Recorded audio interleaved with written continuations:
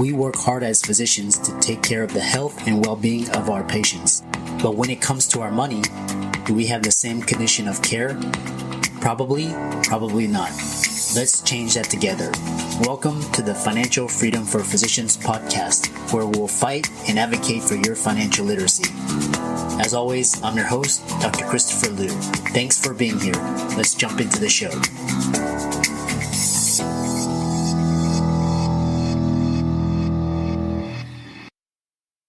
Hey guys, I want to welcome you guys to the Financial Freedom for Physicians podcast. We've got a great episode this week. Before we begin, please hit the subscribe button as well as the notifications bell, and be sure to like, comment, and share if you like this episode. And we'll get into this week's sponsor and show. This week's episode is sponsored by CityVest. CityVest has quickly become the most popular and best way for doctors to invest in top-performing real estate private equity funds that are usually reserved for institutional investors. This unique access to investing in these institutional funds is available for the first time ever through CityVest's easy and secure online investment platform. CityVest does the hard work of conducting due diligence and vetting the investments. They even get a third-party due diligence report that is posted on their website. As a result of aggregating a several $million investment amount into their access funds, CityVest gains access to investing in the institutional investment and is able to negotiate better investment terms such as a 12% preferred return. You can check them out at cityvest.com or go to the link in the show notes below. Now on to the show. So welcome everybody to this week's podcast episode for the Financial Freedom for Physicians podcast. And I'm your host, Dr. Christopher Liu. And as you know, we tout 4 types of freedom: time, location, emotional, and financial freedom. And initially, when this podcast started, we focused on physicians, and now it's grown to where I'm sharing it, bringing guests from all walks of life, entrepreneurs, business owners, investors, syndicators, so that the audience collectively can benefit from our sources of wisdom. So today we have a special guest. His name is Chris Odegard, and he is the founder of the Prolific Investor Challenging Conventional Wisdom. And he's all about passive investing through real estate. And just a brief overview before we introduce him: he's an alternative investment blogger and educator at theprolificinvestor.net. He's the author of Get Off Your Ass and Manage Your Money: Why You Need Alternative Investments. And he's a teacher and educator, talking about 401ks, talking about increasing your annual returns that are less volatile, producing cash flow, tax efficiency with diversification. So I'll let him talk about himself. And so without much ado, Chris, welcome.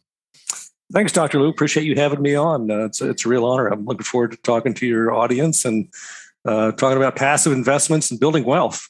Awesome. Yeah. We were just talking backstage, and, like a lot of physicians, we have high income, we enjoy our jobs, but we just need a place to park our money where it's safe, it's secure, it's not prone to all this volatility, provides cash flow, passive income, tax advantage. So tell us more about yourself, how you got started, and your company. Yeah, so I started off as I grew up in a family of employees. For anybody who's read the Cash Flow Quadrant, I was an E. I was raised by E's, and that's kind of all I ever knew. And I was taught to get an education and get a job with benefits and work there forever and put your money into the company's 401k plan. And so that's it's what I now call the 401k highway to mediocrity. So I did that for a lot of years. And then unfortunately, something happened in my mid 40s. I lost 55% of all my assets and thousands of dollars a month in cash flow due to an illiquidity event. And so all of a sudden that mediocre path just got even more mediocre. And coincidentally, about the same time, a friend has said, "Hey, Chris, you should read this book." And I did what I did with a lot of books. I put it on the shelf until it stacked up for a while. And I finally picked it up and read it, and it was Robert Kiyosaki's Rich Dad, Poor Dad. And like millions of others, I was my mind was open to a different way of investing. So I started going down that path pretty fast. And I think probably like a lot of people that venture down, you try a whole bunch of things. There's kind of the shiny object syndrome. And so there was, single family rentals and multifamily, and there was notes. And I finally ended up really liking the syndication model as a limited partner, just completely passive. You make good returns, and in real estate, you get all the benefits of real estate ownership, but you've basically hired a professional in the form of a syndicator, to manage this asset that you're part ownership of. And shorten the story a little bit, 9 years after I had that illiquidity event where I lost 55% of everything, I had made up all the losses, multiplied it many times over, and I quit my job, and I never have to work again if I don't want to. And now what I like to do, which is to educate people of all walks about, a better way of investing and getting to financial freedom or retirement a lot faster. What an amazing story. So now you have time, financial, emotional, and location freedom. So yeah, so truly. When I was listening to one of your podcasts, I heard you talk about that, and it's way more eloquent than what I have talked about. I have always said that, what if we could just take money off the table as a worry for people, whether it's COVID or whatever it is. If you could just take that worry away, all the other dominoes kind of fall in place, and it's kind of a precursor to the time, location, emotional freedom. You got to get money off the table first as kind of a worry, and then the other one should come quicker, I think. Yeah, absolutely. Yeah, it's so interesting about, the whole idea of freedom from the industrial age now into the information age. So, so tell us more, like, in terms of, because I know, real estate is a very broad thing. So what are some of the differences between active and passive real estate, and what are some of the advantages of syndications? Sure. Well, that ties right into a blog article, which I was planning to publish it last month, but I will publish it this month for sure. And I compare 3 different ways to invest in real estate. And one is, what I call the single family rental do-it-yourself. And a lot of people start there. The kind of the cost of entry is low. I mean, you purchase a single family rental, you manage it, you do everything yourself. And then the next way is a single family turnkey, where you find a turnkey operator who specializes in single family rentals, at a good market in the United States. And then the third way, and these are not the only 3, but these are just kind of 3 ways that are, pretty available to most people, is, investing in syndications as a limited partner like I do. And as you move left to right across those scales, something really interesting happens. Your highest risk is really on the left side with the single family do-it-yourself, because if you haven't really done the study and the homework, you could get it wrong. And, real estate is illiquid. So, your risk there is pretty high. Now, if you move across to the next path, which is the single family rental turnkey, now you've basically, kind of like the syndication, you've hired somebody who's a professional to manage that single family rental. And then the same thing with the syndication. And you could get into all 3 of these investments for $50,000, certainly lower in some places in the country with the single family rental or turnkey. But one of the interesting things is the returns. And these numbers came from an actual turnkey provider and a real property that was for sale. On the single family rental, let's say you might make about 11% annual return on your investment, doing everything yourself. But you've also now got a second job, right? Because you're pretty much doing everything for this rental. And for your audience of high paid doctors, they don't need a second job, right? So and then you move over to the turnkey, and your returns go down a little bit, like maybe from 11% to 9%, because you got to pay them to do this stuff. Now you go over to the apartment syndications, and I have never had an apartment syndication make less than 20% average annual returns. So to me, it's the only way to go. You kind of have the lowest risk. If you pick a great syndicator, you have the best returns. You get all the tax advantages, and once you've wired your money off, you're pretty much out. I call it. I like to send my money out and have it come back in about 36 to 40 months with twice as many friends. So those are kind of three ways to do it. Mm-hmm. Now, what? Because I know, we have people in the audience never invested in real estate. Some of them are just homeowners. Some of them are landlords.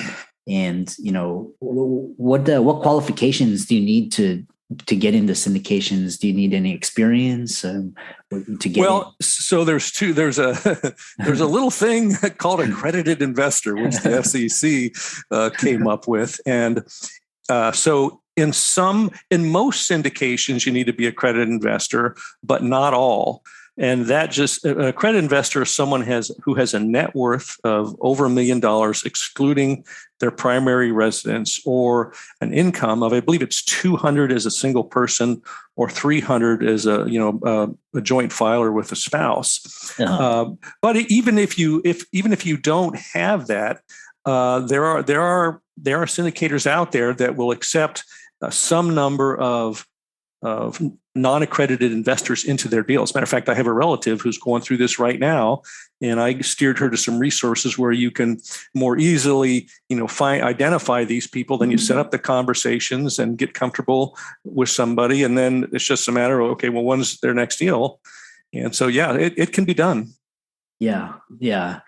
Are there any risks that people need to be aware of if they go the accredited investor route versus the non-accredited? So is the sponsor quality less with the non-accredited investors? I'm sure people would be asking that question. Since I haven't done anything like that as a non-accredited investor, that's a good question. Uh-huh. I think in general, for conventional investors that, invest in the stock market, when you compare that to alternatives like real estate, there's one element of real estate that's riskier. It hasn't gone through, and that's why this accredited investor rule exists. These things are unregulated. Anybody who's got $15,000 to hire a lawyer can set up, what's called a private placement or one of these syndications and say, hey, I'd like to have some of your money so I could go do this. So it's easier in this space to get hooked up with a bad operator. So you have to be careful. I think that's across the board, whether they're accepting accredited or non-accredited investors. In the stock conventional area, it's not like it's foolproof. I mean, we've heard of the Enrons and Volkswagens and Wells Fargo. So it happens there, but I think it could happen easier over on the alternative investment side. So you really just have to pick a great syndicator. And I only go with people who come with recommendations from people a lot of recommendations from people that I know, like, and trust. Yeah. And it has a track record. One of the syndicators I use has been doing this for, I think, about 5 to 7 years, and they have a track record of delivering 30% average annual returns to limited partners. Mm-hmm. So you're looking for somebody who's done that. You don't want to.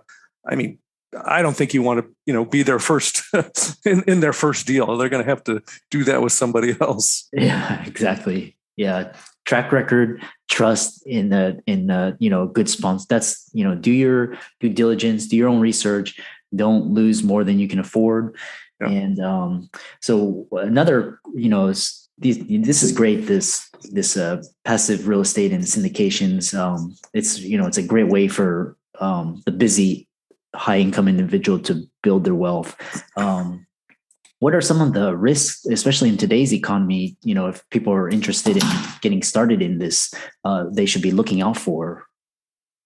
Well, we're in a very interesting time now with, the price of single family rentals being high, the price of apartments being high, and the cap rates being low. Mm-hmm. And, if you go out and, you could follow 10 or 15 people in the industry who theoretically know about this stuff, and you get 10 or 15 different answers. I was just at a get together, and the syndicator, one of the founders of the company, was there, and they're still buying apartments today using the same criteria that they've been using the whole time, and they're still finding stuff And what that means is like, hey, they've got this box, and if this apartment building, all the factors fit into this box, it's a buy, and they will buy it, and they know they can make money. And they are still finding those in today's market. Now, they're not finding as many of them, but the point is that they haven't had to go out and change their criteria to match the marketplace. They have a business model, and they say, we know if we can find buildings like this, we can make money for ourselves and our investors. So I'm voting with my dollars and continuing to put money into apartment syndications. Yeah. So we're definitely living in interesting times. The other day I was looking at the mortgage rates. They're almost like 4%, 5%. With all this inflation, and then a lot of development, and it sounds like they're saying the housing prices are overinflated. So are we doomed for 2008 or something similar? It's hard to say, but I guess Yeah. Well, I can talk about 2008 a little bit, because when I was still doing my own single family rentals and small multifamilies, all through that 2008, yes, the values dropped dramatically, but they were positive cash flowing properties. And as long as I didn't need to sell them at those values, I had tenants, I had increasing rents, and you just wait out the storm, and the values came back eventually. So I've kind of been through that and seen that happen. So I feel like, at least for me, I'm working with some really smart people, and they're still finding, these deals that they believe will work. And when they tell me that we've come to the end of that road, then there'll be other opportunities that really smart people will figure out. Yeah, especially with real estate, there's a market for everything. Old strategies may not work, or old strategies may only work in certain markets these days. So it's definitely not one size fits all approach. You have to sort of tailor it and adjust your risk, and so it's really an interesting market, and very dynamic. Yeah, and every market is different. I mean, this particular company is only working in about four to six cities.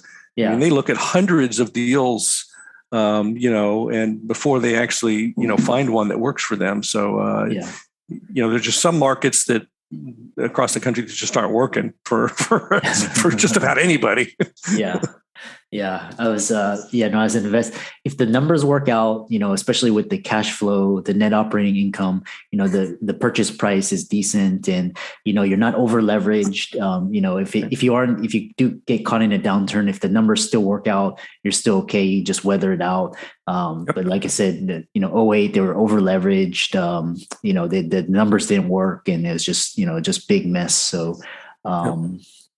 Yeah, it's a different situation now. That doesn't mean there's not risk out there, but it is different for sure. Yeah, definitely. Well, this has been a fantastic conversation. I know a lot of listeners on the show are interested in hearing more about you. I know you do a lot of blogging, your book, interested in what you do. So what's the best way to contact you, get a hold of you, to find out more about you and possibly work with you? Yeah, the best way is just to go to the website. It's theprolificinvestor.net. And there's a handful of ways you can interact with me. One is you can subscribe, so you get notified every time I publish a new article. You can there's a link there to pick up the book that'll take you directly to the Amazon link. You can take the Conventional Wisdom quiz, which is a 10-question quiz, which will test your knowledge on conventional stuff and alternatives. And you can also book a free virtual 30-minute coffee with me if you want to, get past the books and the articles and just talk about what your situation is. And so, everything's at theprolificinvestor.net, and all the social media things, the articles, the videos. I have a lot of resources, different companies that I use or come highly recommended. So that's the one spot. Awesome. Well, thanks so much. And, this has been a fantastic conversation. For all the listeners out there, we'll provide the resources in the show notes. And till then, we encourage all the listeners to go, visit Chris's website, find out more about him. And so thanks so much. And we look forward to having you as a future guest in future episodes. Great. Thanks for having me on. I was honored. What a fantastic show. I hope you enjoyed our very special guest. Just remember, as a shout out to our this week's sponsor, cityvest.com. Cityvest gives you access to the best real estate private equity funds with enhanced investment terms, verified due diligence, and lower risk. You can check them out at cityvest.com or click on the link in the show notes below to hear about their upcoming investment offerings. I'm excited that you made it for another episode. You are truly the best. If you've been following the show for a while, you know that my passion is to bring you the education you need to find your path to financial freedom. Please come back week after week for new content, new resources, and great guests. Until then, if you haven't already, please be sure to check out the website, www.drchrislumdphd.com for more support. I'll see you next week.